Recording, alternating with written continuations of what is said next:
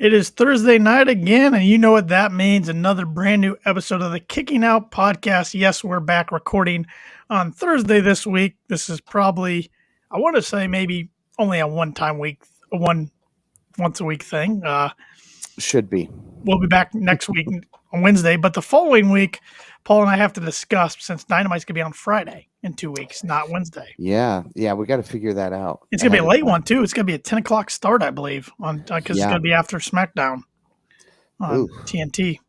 Oof. It's going to be a little Friday Night Wars leading into Double or Nothing. Okay. So, it'll be worth it, though.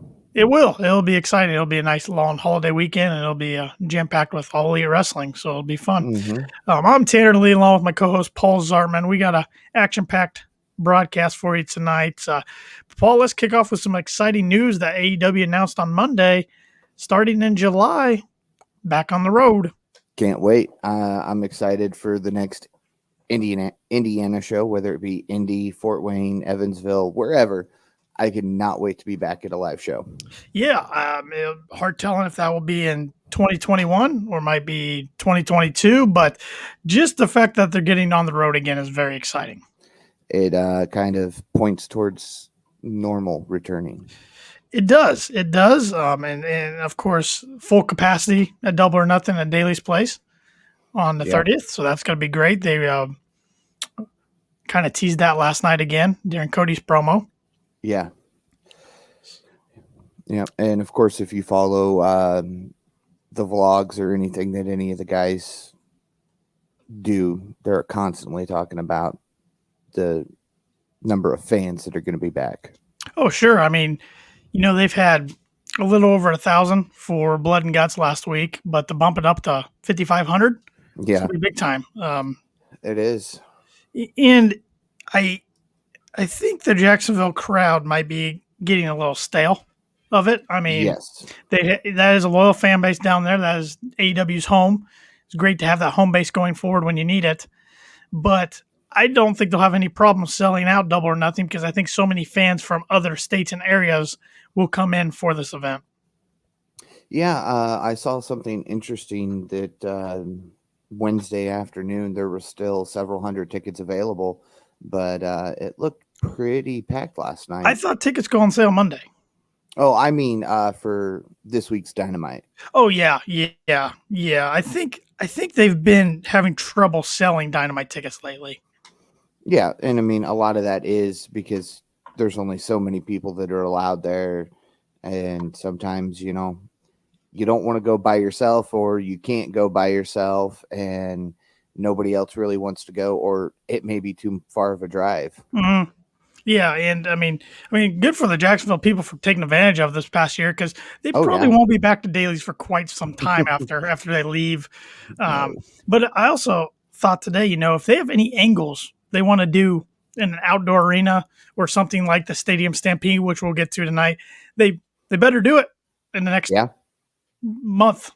Yeah, before they're back in indoor arenas. So unless Daly's Place becomes the place to go only for outdoor events, such as Stadium Stampede. Correct. Could be.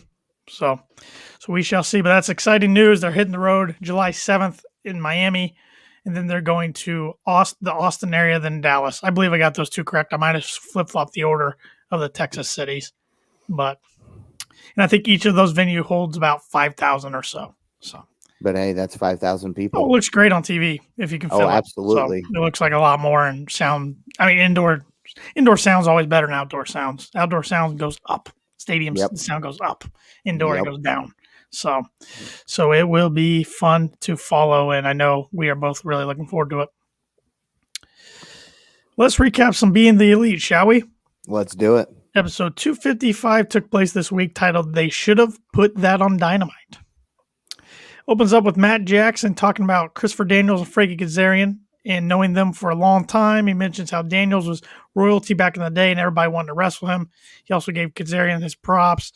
Talked about not only getting to wrestle them, but ride with them from town to town. He recalls a few stories from the road, brings up how they were brought into AEW from the start. They're part of the original 10. They're basically family. They've, brought them over for Christmases, had Christmas together. He talks about how SCU created this silly stipulation about if they lose, they're going to disband as a tag team forever. Keeps going on and on about it. But he says no matter how hungry SCU is, Matt and Nick are hungrier. Says they're holding the titles forever and they'll be buried with them next week on Dynamite. Matt and Nick say they won't take any pity on their challengers. Our tag titles mean more to us than your legacy as a tag team means to you. Matt then mocks fans who have said certain promos that show up online or social media should have been on Dynamite. Hence the title. Yeah. Thought it was a nice little way to get this feud going. I mean, not much of a build to this match because it was, in a sense, such short notice. So to see them doing this on BTE helps build it a little bit more. Yeah, there's a lot of background, the history between the teams, but you're right. This helped. This and then the video package last night on Dynamite helped build the anticipation for the match. And that's all of a nice video package takes. Yeah. You put a video package on there, that's what it can do. Absolutely. So, then we saw Stu Grayson looking for the mysterious girl. He sees Anna Jay in the distance, but runs up to her. Nobody's there. And then he goes, I think I'm losing my mind. Yeah, I was expecting him to turn around and her be standing right there and then shove him and Cutler go, what happened? Why'd you fall? I expected it to be a different wrestler, like Abaddon or Powerhouse Hobbs or somebody else. So yeah. Then we see Dark Order hanging out in their lair. Evil Uno has some business to figure out. Uno wonders how they will deal with the Hardy family office. He talks about some upcoming matches. He said the next goal is to bring gold to the Dark Order. Tin said he almost had it, but that emo geek ripped his mask. Uno tries to figure out if Steen is actually their friend or their enemy. Uno wonders if they should change their team colors to orange simply to make Taz mad. The group banters some more and decide the first thing they need to do is find where John Silver's at. So they start looking under everything in the hotel lobby. And the first thing I got to mention about this segment was the cell phone, the close-up of the cell phone to start the segment. That's a nice little throwback to some older BTE that used to happen with Matt once a month, at least it seemed, sometimes every week, especially leading up to the announcement of AEW and the first Dynamite. Correct. There's a lot of teasers when AEW was getting started that he would play right into the internet fans. Yeah, of course, some of the things on Evil Uno's phone, I don't want to know why he's searching, but hey. Oh, it's pure comedy. Then we see Nick Jackson hit another trick shot at his house. So that's going to be, I think, a regular thing we see every week from now on. Yeah, I think that's our new merch freak. I think you're right, at least for the time being. But it can go by the wayside, kind of like, do ya? We don't see that anymore. So at the hotel, we see John Silver apparently lost and yelling for his mom. The best friends with drinks in their hands roll up and ask him what's wrong. Silver says he's lost all sorts of people and talks like he's from the South all of a sudden. And the group says Chuck Taylor's from the South, and Silver makes fun of him for it. Cassidy kicks Silver right between the legs. They taunt him some more, take his sneakers. The group walks off, and Silver says, I didn't like this bit. That was a bad bit because he did get wine poured on his face by Trent. And it went right into his eye. I mean, I think he was fine until it went in the eye, and I think that ruined for him. Yeah. But how they could get through that without laughing was great. Yeah. We then see the behind the scenes of the ring and the cell being put together for Blood and Guts. Pretty cool. Sammy Guevara on his vlog this week had a lot of behind the scenes things with the cage. So that was neat. Yeah.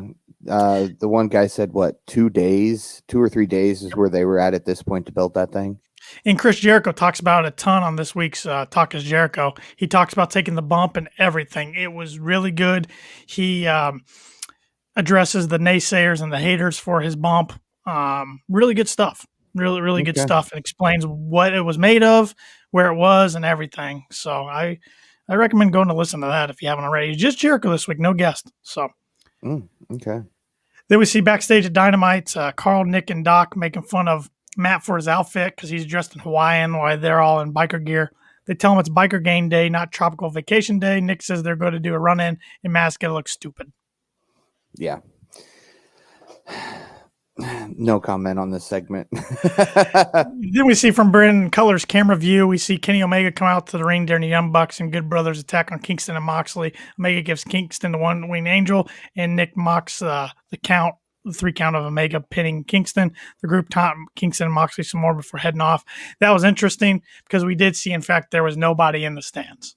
So yeah, which means all the fan shots you saw during that match were live fan shots. I couldn't remember if they did any fan shots at all last week. I mean, I know they pumped in the noise, the actually live noise. Occasionally, there were some. Occasionally, not a whole bunch of them like we are used to seeing. Yeah, but there were shots occasionally, in during the match or at different spots. So yeah, it means the fans watched along on the big screen with us. Yes, they did. It was unique to say the least.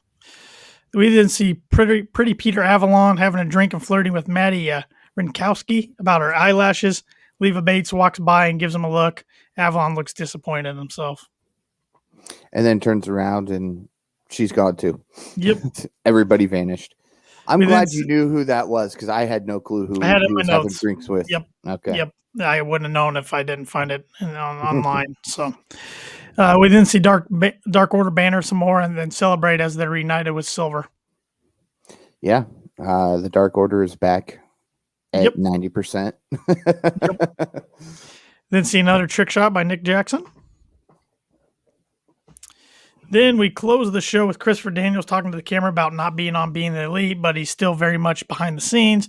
So he's been away because he hadn't really had much to say and didn't want to waste people's time on Being the Elite. So he and Frankie have been working away with their current stipulation. And Scorpio Sky is frustrated at the moment, so Sky's going off doing his own thing. Daniels understands the frustration. He continues that life is going to change on May 12th, and he's either going to be a tag team champion or split up with his lifelong tag partner. Daniel says he's actually sitting in Matt Jackson's chair in the dressing room because he wanted to talk with the guys. He wanted to look them in the eye and see if he's facing the guys that he was on the road with back in the day after day, or if it will be what they are now. Expensive sneakers, stirring the pot, new attitude, etc. Says after months of winning matches, it's now just SCU versus the Young Bucks. He tells the brothers he wants them to think about all the promotions they've wrestled and all that time and effort. Are they willing to throw it all away? Daniel says he knows Matt and Nick are the best tag team in the world, but life is going to change for all 4 of them. How far are you willing to go? It's win or go home, win or quit, win or die. Which one do you think we are going to do? I know my answer. Yeah, it was definitely a very emotional promo, especially there towards the end. Nice to know that they're still calling Scorpio Sky part of SCU, even though he isn't teaming with them or really doing anything with them. Yeah, he acknowledged. I mean, we hadn't seen Christopher Daniels like he mentioned in a long time on Being the Elite, so he acknowledged it. But I don't refer to Scorpio Sky as part of SCU anymore. No. He was part of their history, but yeah, he's part of the history, but active members, no. Nope. We then kicked off AEW Dynamite with a fantastic match, historic match. Jon Moxley defending his IWGP US Championship versus Yuji Nagata, legendary 53-year-old professional wrestler, wrestled back in WCW, wrestled in New Japan for many years. Moxley came out to Wild Thing last night. It'll be interesting to see if this was just a tribute for Onita, who came out the Wild Thing. He was kind of the first death match wrestler in New Japan, or if this is going to be Moxie's new theme, or if this is a theme he's just going to use for big matches. Yeah. I don't know. I mean, I don't know if he makes it to Dark or Elevation. I don't even think he'd probably use it there unless it was a permanent thing and they were just completely getting rid of what Mikey's made for him. We know a lot of fans like his New Japan theme better than his AEW thing. Mm-hmm. So he's got he's a man of many themes, but I love the song Wild Thing. I mean, it reminds me of Rick Vaughn, of course, of the Cleveland Indians on Major League on the movies. Yep. But the lyrics are great, but just the tempo of the song doesn't really fit Mox as his other themes do. But no, definitely a different tempo, a little bit. I don't want to say faster, but more upbeat. Yes.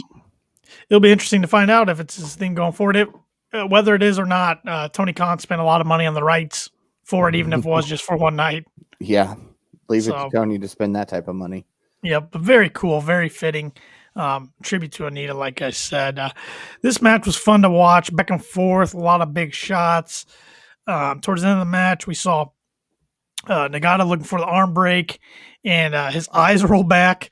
Moxley's able to roll to the bottom of the rope to get a rope break. Nagata then hits a Enziguri. Moxley bounces off the ropes, hits a sliding lariat. Moxley looks for the bulldog choke, but can't quite get it locked in. Moxley has a cut on his cheek.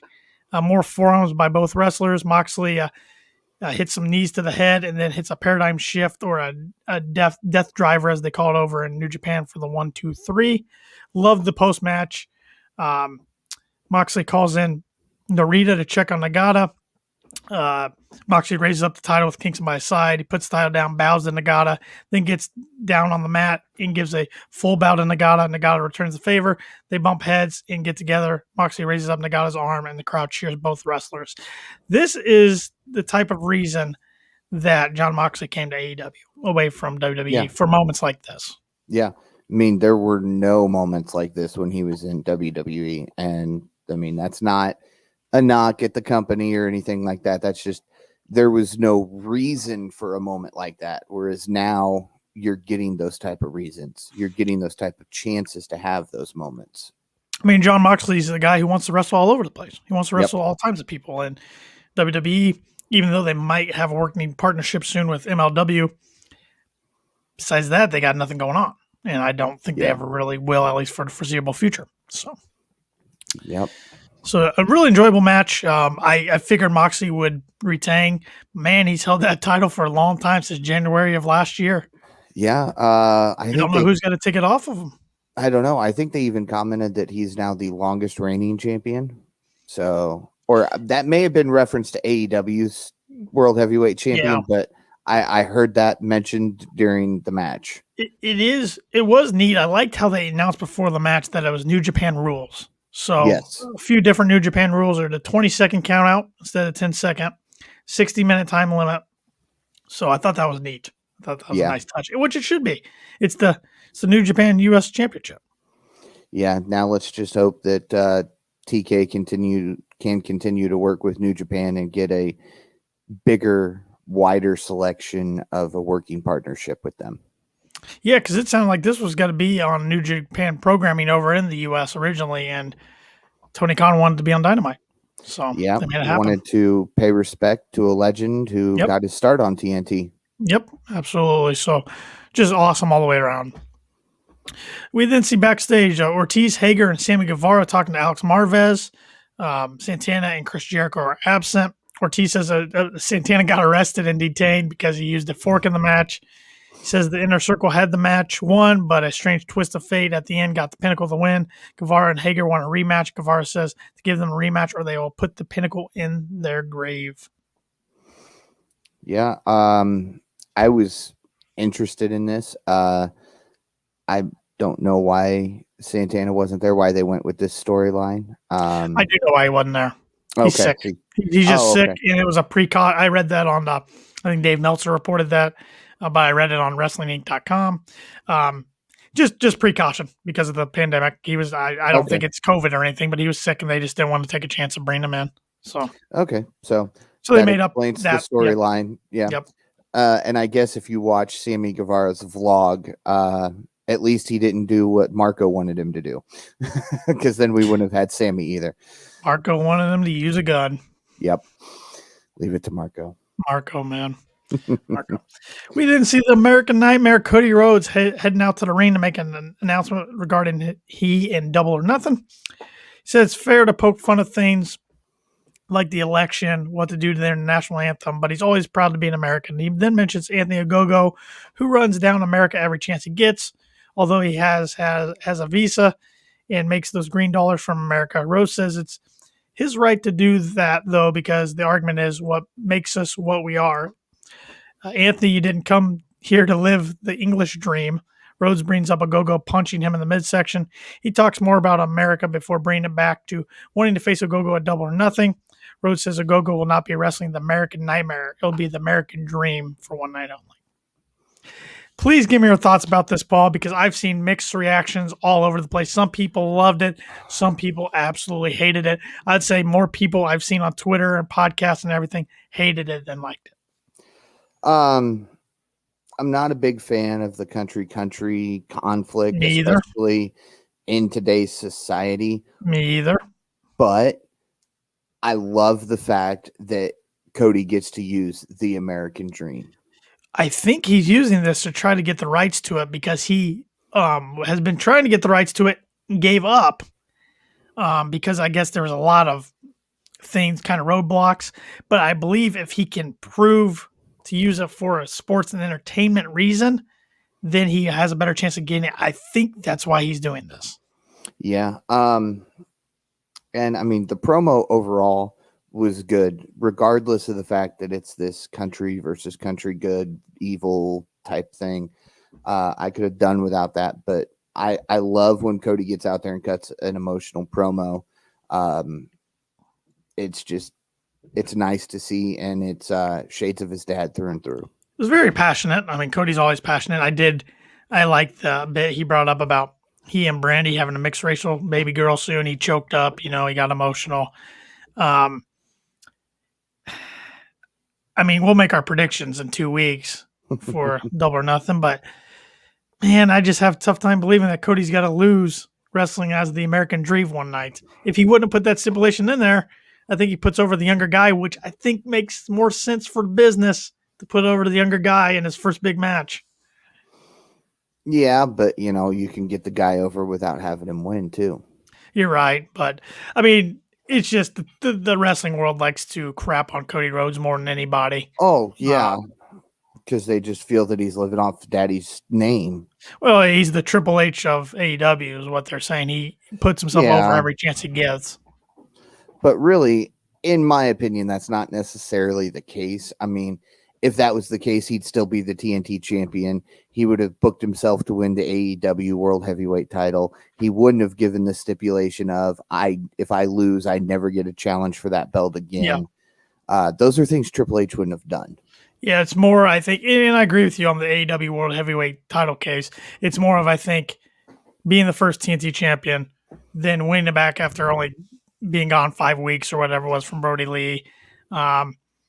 And then, I don't know, they like to pick on him no matter what. Well, of course. I mean, no matter what he does, he's going to get backlash for it. He got a TV show. He got backlash for that. Yeah, you're right. That's another example. Yep. So we will see where that goes. I mean, we kind of thought a few weeks ago that's where this feud might go. So yeah, we'll see. We'll see how much a Go-Go tries to get the anti-American hate going the next few weeks. And does the match change in between now and Double or Nothing to, no disqualification or something along those lines? It could. I hope they don't have too many stipulation matches, though. Yeah, I agree. But it could. It was funny. I got to thinking, I'm like, maybe they should have held off this anti-American thing for like a Cody Rhodes versus Miro feud. Then I'm like, nope. That was WrestleMania 31 when John Cena came out on the tank. Or Rusev came out on the tank against John Cena for the U.S. title. Yeah. So already been there, done that. Yeah, let's not do that one again. Unless Cody wants to come out on the tank. Nah, I could only imagine the backlash then. Oh, yep. We then get the AEW World Tag Team title match. The Young Bucks defending against SCU, Christopher Daniels and Frankie Kazarian. Don Callis joins commentary for the match. If SCU loses, they're disbanding as a tag team. Fun match here. Really good match. Back and forth. Talk about getting busted open. Boy, did Christopher Daniels bleed like a stuffed pig. I think it was a planned spot for him to get busted open, but I don't know if he was supposed to bleed like that. Wow. Yeah, I think he went a little too deep. I did love the camera shot of the blood getting on the Jordan 1s. Beautiful.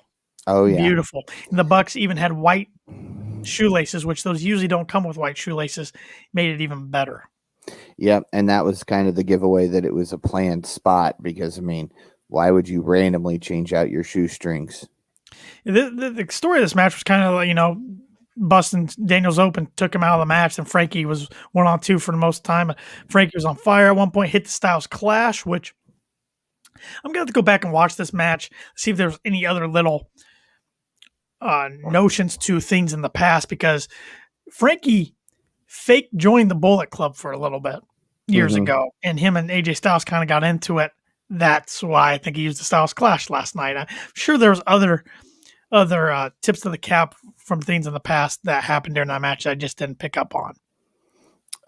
Well, not just from Frankie. There was one big one, but of course, when that happened, it ended the match in another company. What are you referring to? The throwback to 2004 HBK Ric Flair. Yeah, it wasn't 2004. It was about 2000 and... Yeah, that year. I don't know what year it was, but yeah. Flair's been retired so many times. When he says, "I'm sorry, I love you," and mocked it, yes, that's heel Young Bucks. That is heel Young Bucks. They're dressed in the way. I mean, they want that reaction from you. They got the exact reaction they wanted from Twitter and social media from doing that last night. But man, Christopher Daniels would not go down without a fight. He kept kicking out at 2. Finally, they used the cold spray, which I thought Callis's line was hilarious. So to see, they're just trying to slow down his bleeding with the cold spray or filling the cut or whatever it was. They hit him with the can in the head.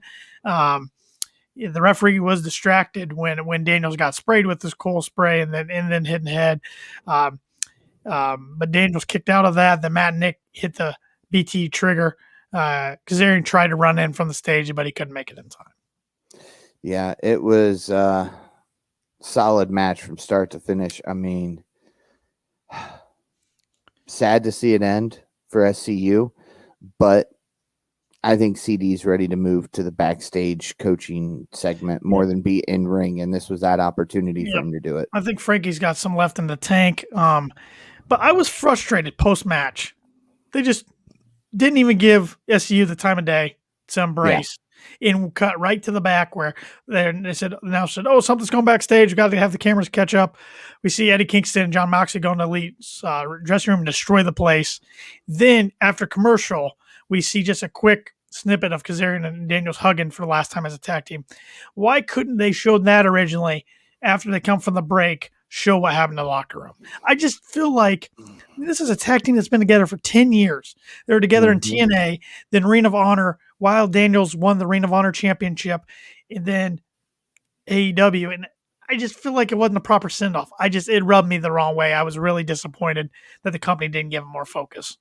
It did, but for whatever reason, and this will go back and everybody will give the Young Bucks and all the EVPs heat for it, but it's the main storyline, so they want to focus on that. I don't even think. I just think it was production error. I really do. I mean, this is something I can't give them a pass on this. It really frustrated me. Oh, absolutely. I agree. I think they did some great production stuff last night, but there's also some snafus again last night. It's like, why do these keep happening? I know it's a company that's young. I'm giving them the benefit of the doubt. I mean, you and I love this company, but got to call them out when I think they deserve called out. And that was one moment last night that just really irritated me. Yep, absolutely. Because I mean, the commentary team didn't really even seem to know what was going on. No, I mean, clearly watching it, you could see what was happening, but it's like they didn't know.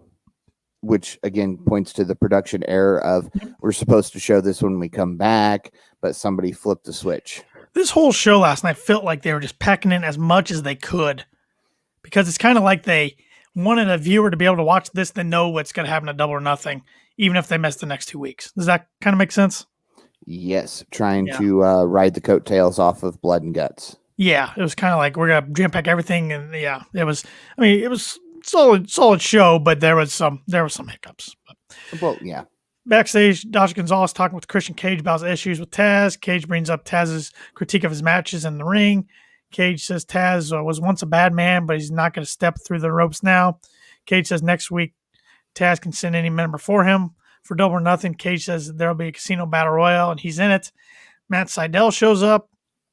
He says not only is he going to win the match at the pay-per-view, but he's already signed up for the match against Christian next week. Christian, I don't have the line written down, but he makes a good line referring to Sydal slipping last year. Yeah. Which that was at All Out, right? Yes. In the over the top rope battle royal, right? Because I feel like he and Matt Hardy both had the bad falls on the same night. You might be. Because Double or Nothing, the surprise was Brian Cage in the ladder match. Seidel was not in the ladder match, I don't believe. Man, now you're making me question it.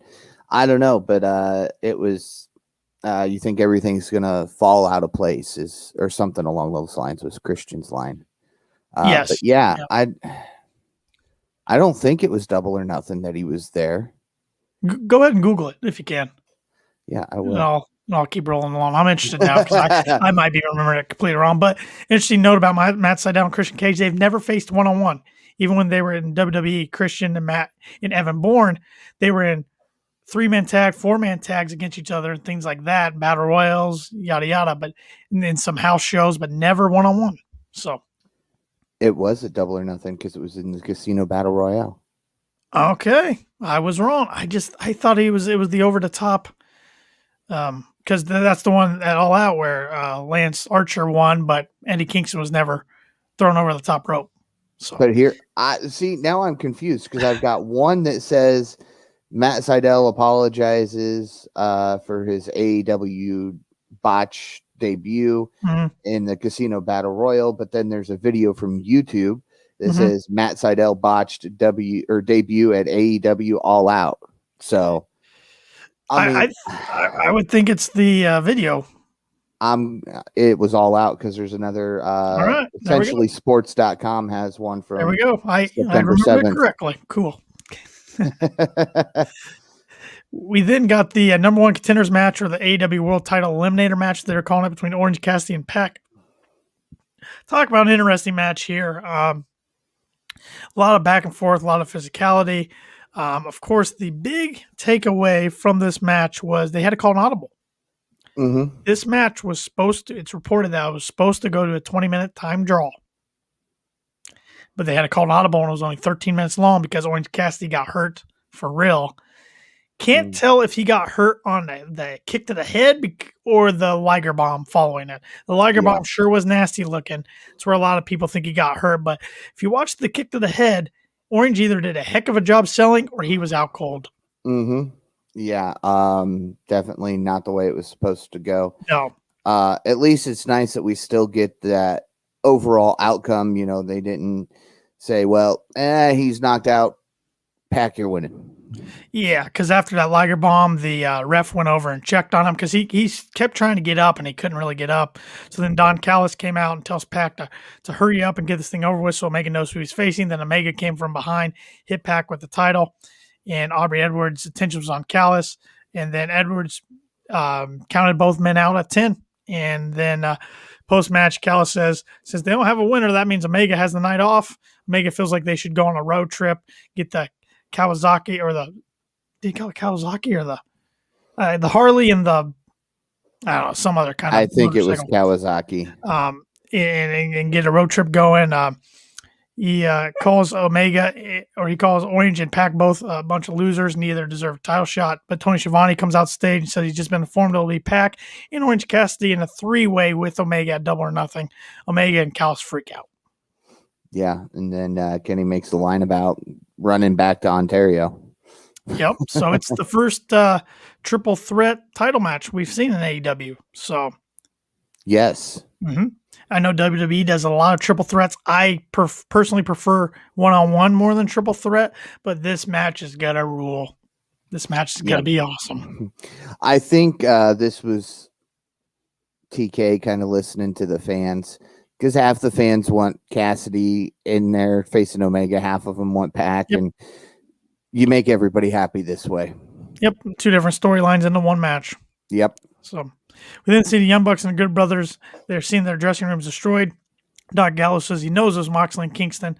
Matt Jackson said it's fine because tonight they finished off Daniels and Kazarian. Matt says next week, why don't they finish off the top contenders, the Varsity Blondes? Matt then mocks Brian Pillman Jr. wanting to be like his dad in wrestling. Matt continues that Moxley and Kingston should meet up with them at Double or Nothing. Which we've been talking for a couple weeks now that it was going to be somehow the Bucks versus Eddie and Mox, even if it's not for the titles. Exactly, which I guess the Varsity Blondes could pull off the upset next week, but I don't see it happening personally. I think the Young Bucks retain their titles.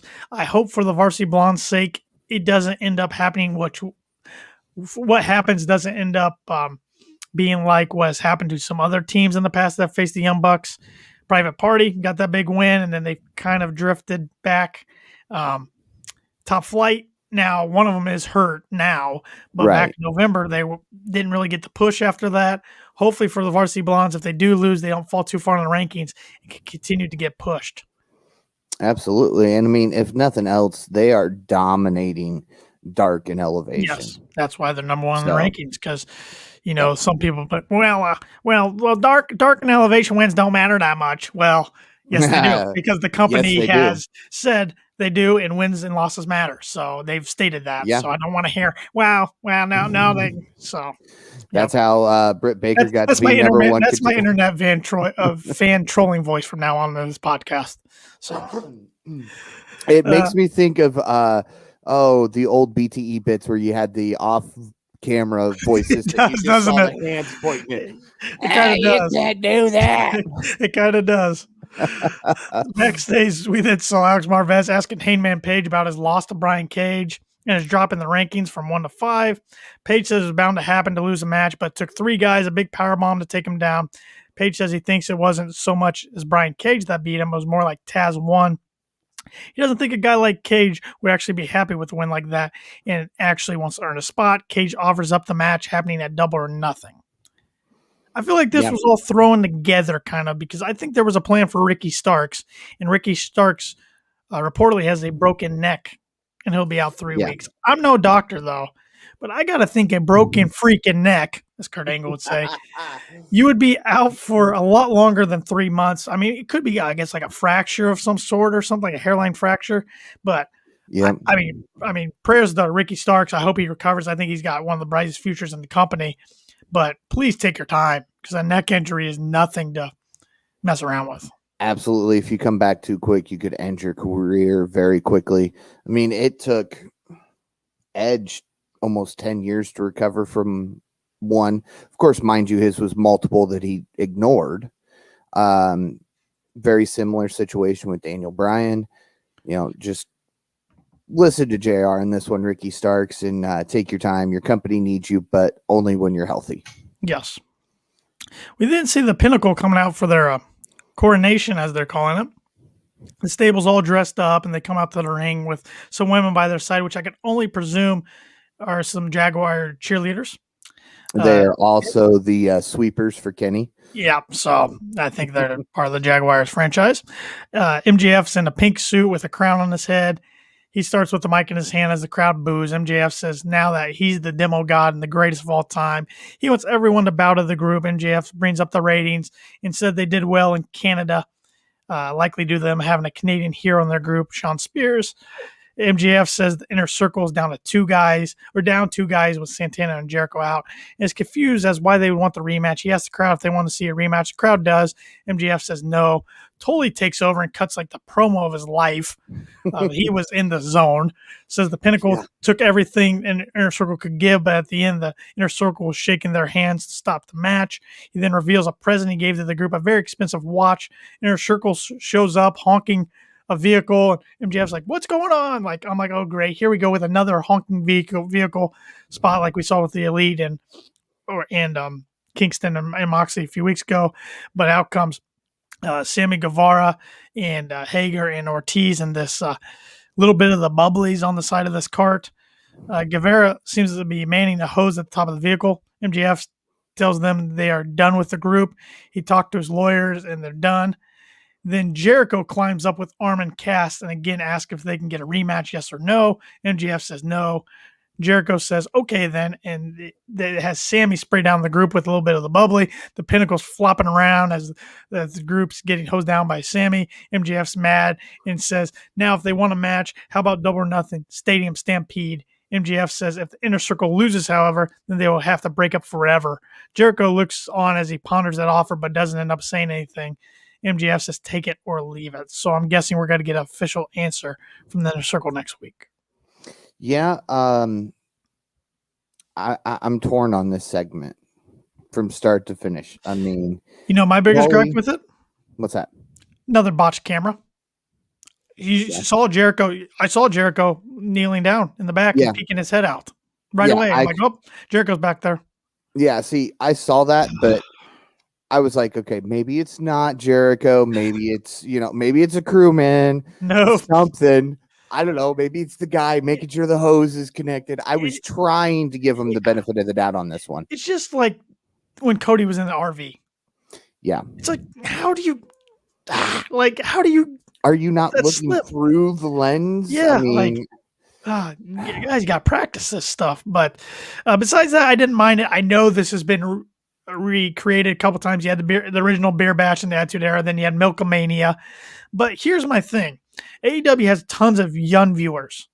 Some of them might not be who familiar haven't with. seen it? Yeah. So if you're seeing this for the first time, it's entertaining as all get out. Yeah. I gotta say, nobody oversold it. Correct. I mean, Spears kind of did. Yeah, but him they and quickly Wheeler, took the focus off of him. So Another thing I want to say is I sure hope Cash Wheeler knew and wore white pants for a reason. Because my God, if not, yeah. well, all right, man. Chicks are gonna love that on social media. Oh yeah, maybe that's why he did it. Yeah, he is the non-married guy of the group, so. And the youngest. Yep. Well, apart from MJF. Matt, but yeah, I think he is younger than Wardlow. Wardlow's older than people think. Yeah, Wardlow's like my age. Yeah. So and Cash is a year or two younger than me. So I enjoyed the segment, but I didn't like the little snafu with the Cameron and Jericho. And I love Stadium Stampede last year, and I love the comic relief. I feel like you can't do too much comedy this year with this one. And does this kind of forego everything that happened at Blood and Guts? I feel like if this was the plan, why didn't they do, even though Stadium Stampede was a Double or Nothing last year, why couldn't they have done that at Dynamite and then Blood and Guts at Double or Nothing?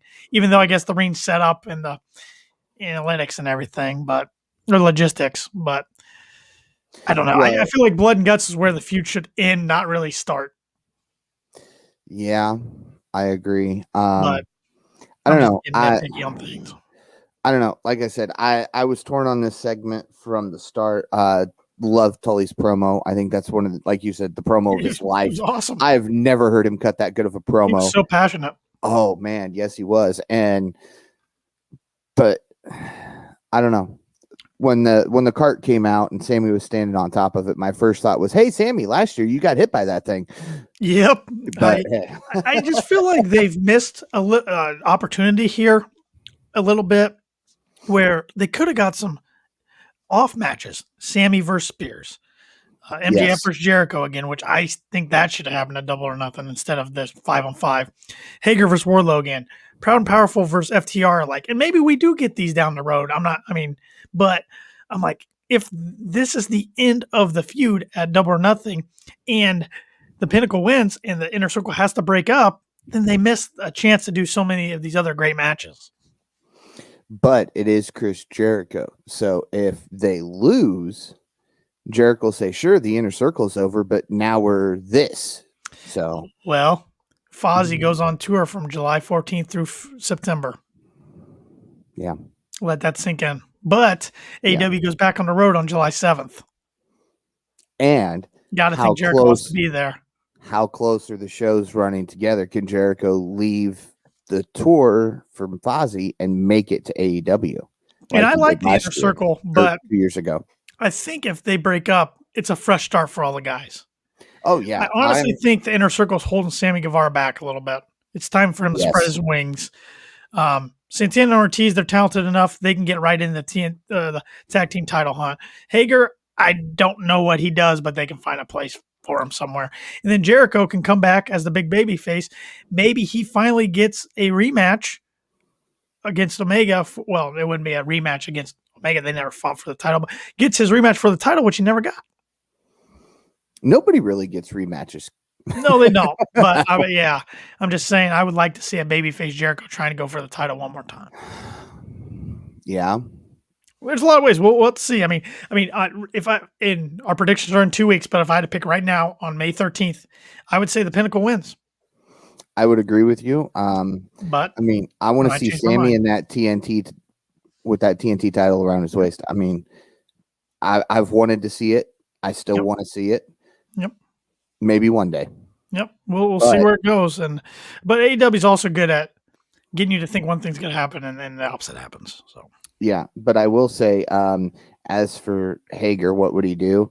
He'd be Jericho's Wardlow. yeah, it could be. Yeah. Because I mean, the two groups are identical when you stop and think about it. So yeah, that's why they match up so well against each other. Oh, absolutely. So we will see what happens in the next few weeks. Yep. We did see Jim Ross do a sit-down interview with Britt Baker, talk about the last time Baker fought Sheeta and how she got her nose broken. Baker says you can let someone like that beat you or you can change. Baker says she's become the baddest bitch on the block. Baker says Sheeta has created a monster and now has to kill that monster, but she says she's pretty effing hard to kill. We saw earlier during a photo shoot for Forbes magazine, Baker attacked Sheeta. Britt Baker says she's thought the current champ should be in the photo, and by the time when the magazine releases, she'll have the title, not Sheeta. Jim Ross, JR, thinks it'll be a physical match with a lot of urgency. Britt says Sheeta was champion during a difficult year, and she held down the division. Britt says she is the face of the division and the pulse of the division, and she guarantees it. Yeah. Good promo. Yeah. Good sit down. Yeah. She doesn't pair well with JR though. But they weren't going to have Tony do this one because of the quote unquote friendship those two have. Correct. So it was interesting to see. I think there would have been a little bit more to it if it would have been Tony. But again, it's still, I lean towards that. I think JR's getting ready to retire. I don't think he'll re-sign when his contract comes up. It'll be interesting to see. I could see him doing one more 3-year contract if they're interested in that, but we'll see. Yeah. They got a lot of different possible replacements. If they want to do absolutely. That right. We didn't see Thunder Rosa versus Jasmine Allure, I believe. Allure. I don't know. It was a squash match, pretty much. Yeah. Thunder Rosa went to work and beat the heck out of her with the big chops in the corner. She did take some offense, but then Rosa hit a body slam, a running senton for the cover. She pulls her opponent up, hits shoulder breaker into the Thunder Driver for the 1-2-3. Yep. Nice to see Thunder Rosa back on Dynamite. Did you see that Thunder Rosa is going to challenge for the NWA Women's title, and if she loses, I believe she can't compete. She can't compete anywhere other than NWA. Yeah, but the NWA champions on AEW. Yeah. Which, speaking of, Serena Deeb is coming back from her injury next week and defending that NWA Women's World Championship against Red Velvet. Yeah, and Serena will win it. Mm-hmm. No offense to Red Velvet. She's not there yet. Also next week, you see the Young Bucks defend their tag titles against Varsity Blondes, Christian Cage versus Matt Sydal, and Anthony Ogogo with the Factory versus Austin Gunn. Yeah. Sorry, Austin. Yeah, he's got to take the gut punch. Yeah. We didn't see that Hangman Page versus Brian Cage official for Double or Nothing. They go over to the Double or Nothing card so far. Any guesses, Paul, who else we could see in the Casino Battle Royal? Or who could be the surprise? Because a lot of the surprises I want to say, they aren't eligible until July. So I am stuck with this one. Because Brian Cage and Ethan Page were kind of predictable ones last year. Yeah. During this past year. But I don't know about this one. I don't know. I mean, is there going to be some of this going on in Jacksonville on May 30th? I don't know, because all of a sudden it's been Kenny Omega this, Kenny Omega that. And those two have been in matches in the past when they were down in ROH together. The thing about Daniel Bryan, though, is if his wife and sister-in-law really want to make a comeback to WWE, it doesn't really make sense for him to leave. But we'll see. We shall see. But creative control. Yep. And there's a lot of possibilities of him, match possibilities. Like we talked earlier about Mox leaving and facing all these different guys he couldn't have if he stayed in New York. So. Yep.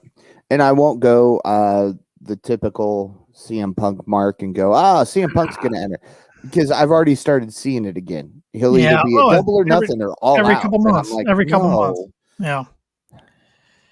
We then see Tony Schiavone talking with Jade Cargill, and we look back earlier this week from Mark Sterling making an offer to Jade Cargill. Tony asked her about her offer, along with the many other managers that have been offering her in AEW. Cargill says nobody's going to handle her business. She's her own boss.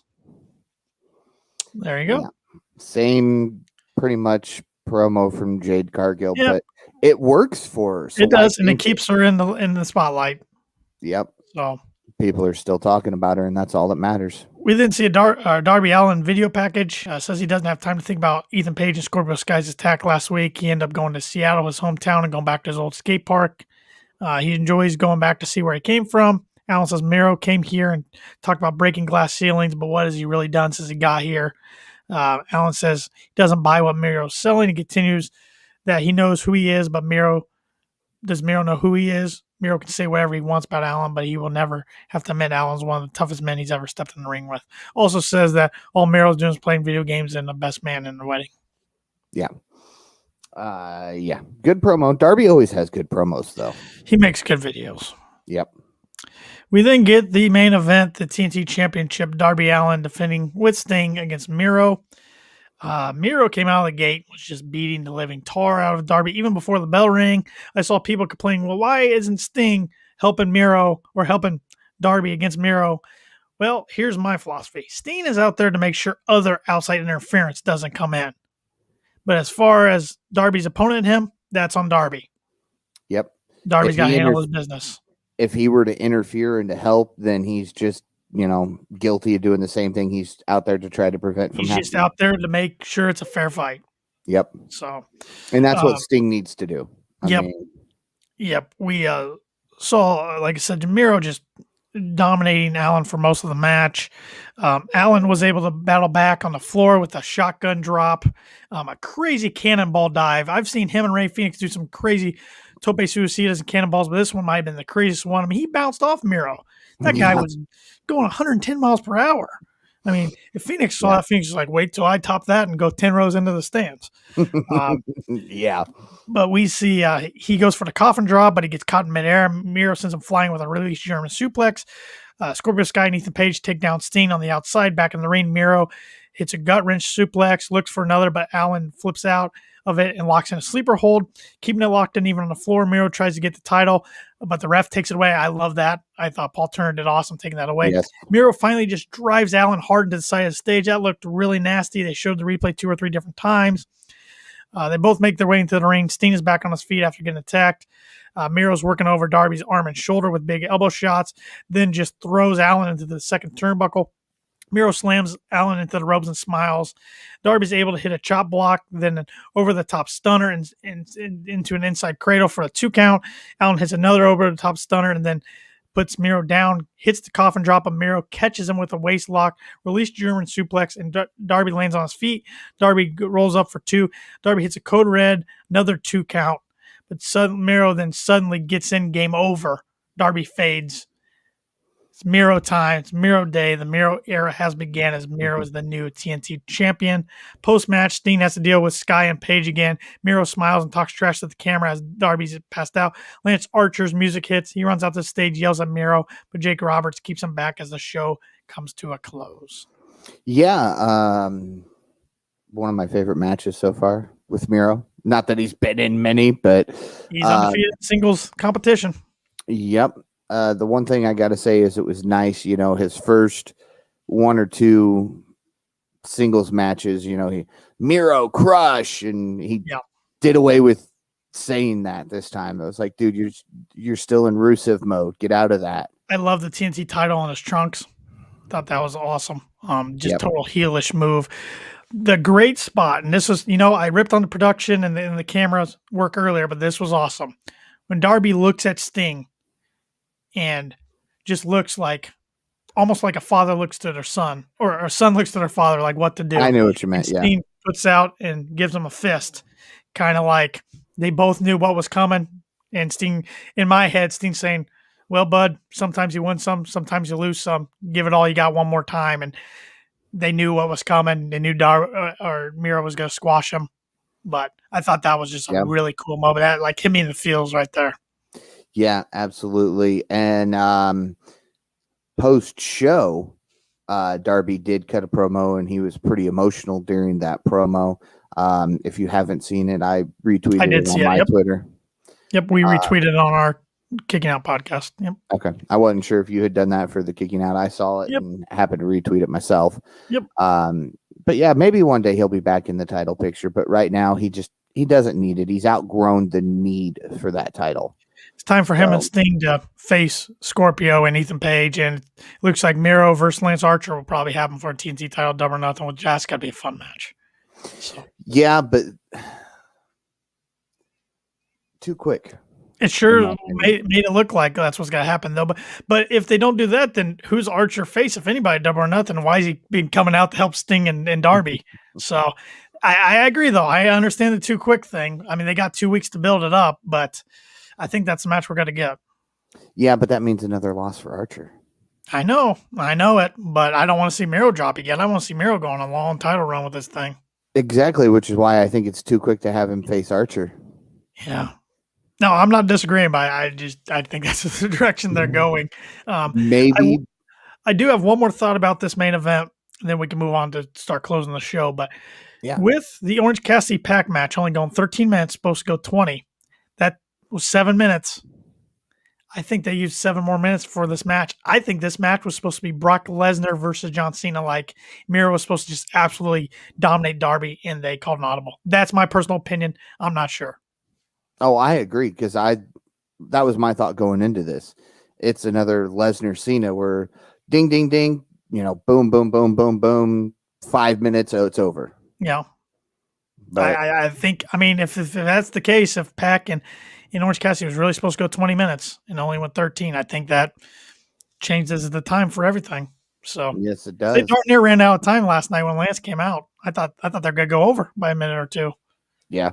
Not yet. They're not allowed to do that. TNT makes them 10 o'clock. Yep. Strictly. Yep. One of these days, they're going to pull something on us to where we have to go like on Twitter and watch the end or wait till the next week to see what happens. One of these days.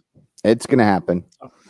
It's going to happen. I look forward to it, though. Anything else real quick, Paul, that you wanted to add before we wrap this thing up? Yeah, it's not necessarily AEW related. It's kind of an off branch. According to the Dirty Sheets patron page, Bray Wyatt has asked for time off as he's dealing with mental illness issues. Wyatt's still coping with the death of his close friend, Brody Lee, who passed away in December. While Wyatt was written off of WWE TV before his death, because he kind of already had talked that, it wasn't going to last much longer because he's real close with Brody's wife. Wyatt did agree to return in time for WrestleMania, but Vince wasn't happy with his shape that he returned in, and Wyatt said, I'm still dealing with this. I just need some more time, and he agreed. It looks like from a post he had on Instagram that it's going to be a while. Well, I sure hope he gets the help he needs and gets himself in the right mindset, not only for him, but his wife and his child.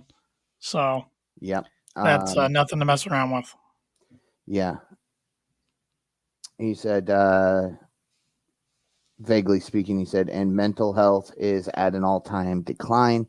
Be better. It could save a life. They saved mine. I love you, JoJo. I love you, kids. I love you, Mom. Yep. I hope he gets the help he needs. So, yep. And it's the fans. It's social media. They're here to entertain us. Let them do that. Express your feelings of, okay, why'd you do that? Why'd you do this? But you don't have to go out there and I hate you. You suck. You're stale. The WWE ruined you. Not going to say too Keyboard much Warriors, Paul. Keyboard Warriors. Too bad. They're at an all-time high and it needs to stop. I mean. Yep. It's a toxic world we live in social media world for sure. Yep. So, what grade do you give this week's Dynamite on a scale from 1 to 10? A 6. 6? Yes. Okay. 6 I I was going to give 7. I am Okay. going to give it 7. Kind of along the same lines. The production Yep. botches. I know The you didn't big really one. like the champagne spot, the spraying. It wasn't so much that I didn't like it. It just it felt way too much like what Yeah. had already been done. There needed to be something, and I'm kind of getting torn when it comes to all these stipulations. Win or else. And I did think that stipulation was too quick right after we just saw SCU lose and disband. It's like, oh, we're doing this again. So yep. mhm. So that's why. But if they didn't put that in place, I think a lot of people would automatically think, oh, Inner Circle's getting the win back. Yeah. To even it up. So well, I think with that stipulation, people think now that Inner Circle's going to win it. Which I'm kind of on the flip side. Now I think they're going to lose it with that stipulation. So with the Fozzy tour coming up and everything, but we will see. Superstar of the week, wrestler of the week, not superstar, wrestler. I'm going to let you go first because I'm still torn, and I already kind of know who you're going to go with. So Miro. I mean, the guy dominated, TNT champion finally. He has arrived. It took a little longer than everybody wanted, but we are in the Miro era for the TNT title now. Yes. Hence the name of tonight's episode. Yep. Okay. Well, I'm going to go flip on you here and do my usual. I'm going SCU. Oh, nice touching. So, I mean, they've battled 10 plus years as a tag team. Because they started working together before that official tag became a thing. They're good friends. CD has had a great career, whether he gets back in the ring or not. SCU. All right. I can respect that. One more thing I want to plug before I tell everybody where they can follow us and everything is I have 2 exciting interviews coming up this weekend. I'm not going to reveal who they are with, but one is with a popular author that has wrote multiple books about wrestling, and the other one is with a popular wrestling podcaster, kind of like Paul and I are trying to become. So maybe one day. So I got 2 of those. I am recording this weekend and hope to have both of them up in a video format and audio next week. So be on the lookout for those. Follow us on Twitter and Instagram at Kicking Out Pod. Like us on Facebook. Subscribe to our YouTube and Twitch channel. And of course, subscribe to us on whatever your favorite audio podcast platform is. And if that happens to be Apple Podcast, please give us a rating, a good rating and a review. That really helps us out. There's a lot of wrestling podcasts out there.